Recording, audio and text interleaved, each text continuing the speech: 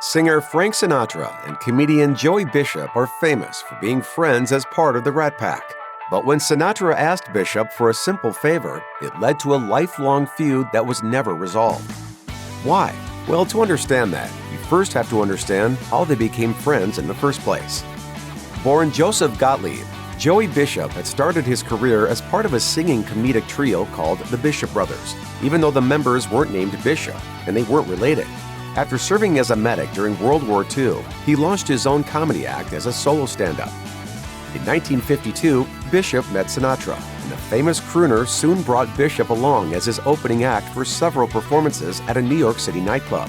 Sinatra appreciated Bishop's comedic talents, his low-key, deadpan style, and his quick-witted comebacks. Bishop became known as Sinatra's comic, since he often warmed up the crowds at Sinatra's performances.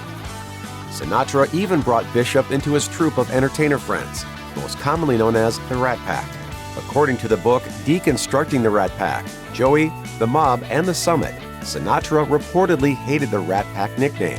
He tried to get the press to use the Summit instead, but it didn't really catch on. Nevertheless, the Rat Pack became famous for their carousing, with the comparatively low-key Bishop doing much of the writing for the group, creating the wisecracks and shtick with which they were identified. All was good between Sinatra and Bishop for years, as Bishop was one of the few people who could poke fun at Sinatra without getting on his bad side. Now, what I was going to say would have gotten a bigger chuckle than that. Boy, if you got something funny to say, Frank, sing it.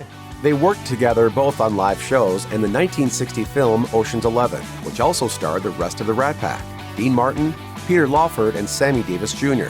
The movie was set in Las Vegas. During filming, Sinatra and his Rat Pack cohorts also played gigs at night. But it may have been during these crazy Vegas days that some discontent began to fester between Sinatra and Bishop. According to the New York Times, Bishop sometimes felt more like a sidekick than a full member of the Rat Pack. Author Richard Lertzman told Deadline that things turned sour between Bishop and Sinatra in 1964. Sinatra had just been through a difficult personal ordeal, as his son Frank Sinatra Jr. had been kidnapped in late 1963. So Sinatra asked Bishop to take over some of his dates at the Calneva Lodge during that summer, which was owned in part by Sinatra and Martin as a favor. Bishop initially agreed, but he had been having some success with his own TV show at the time, and he began making demands, reportedly asking for $50,000 and a private plane to shuttle him to the show and back.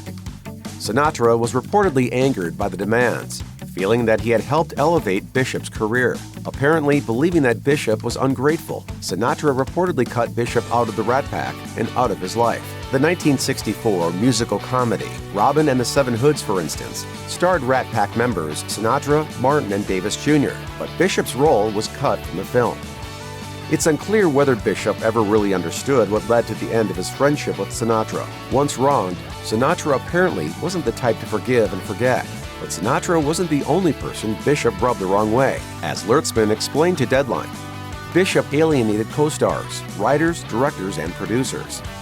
Bishop's bad temper, his big ego, and his habit of blaming others for problems contributed to his professional downfall. After the cancellation of the Joey Bishop Show in 1965, Bishop's career declined sharply, and by the end of the decade, it was effectively over. It seems that fewer people were willing to work with Bishop when he wasn't connected to Sinatra.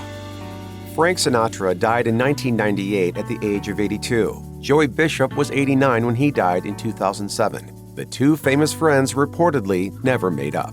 And try to remember this, it's important. We never did anything to be heard. We did it to be overheard.